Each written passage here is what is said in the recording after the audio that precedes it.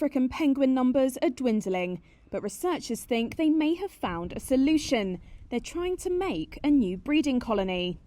A team planned to release scores of orphaned hand-reared penguin chicks at South Africa's Western Cape de Hoop Nature Reserve in the hope of saving them from extinction. Since January last year, they have deployed dummy penguins that emit the bird's distinctive call to try and entice them to de Hoop. Success so far has been hit and miss, but researcher Christina Hagen says they remain optimistic.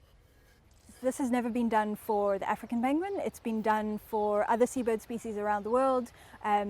Possibly the most successful and famous example is the Atlantic puffin off the east coast of the US. They also used decoys and releasing chicks at the site, and they eventually got a very big thriving colony.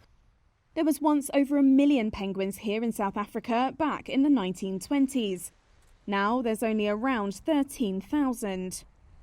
The researchers now plan to release around 50 juvenile birds each year over several years, starting early next year, to try and establish the colony.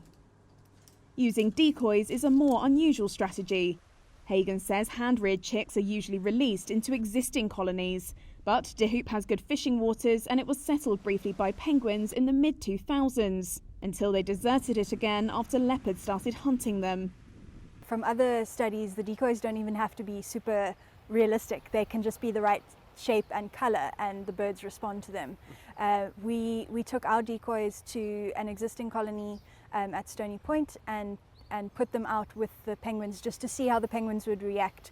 We didn't want there to be some kind of adverse reaction, and it worked really well. The penguins were kind of interested but didn't attack them. They also didn't completely ignore them, so that was a really good sign for us. And we also managed to fool some tourists into thinking they were real. Dwindling African penguin numbers are attributed largely to depleting fish stocks and worsened by climate change. Their eggs have also been harvested for human consumption.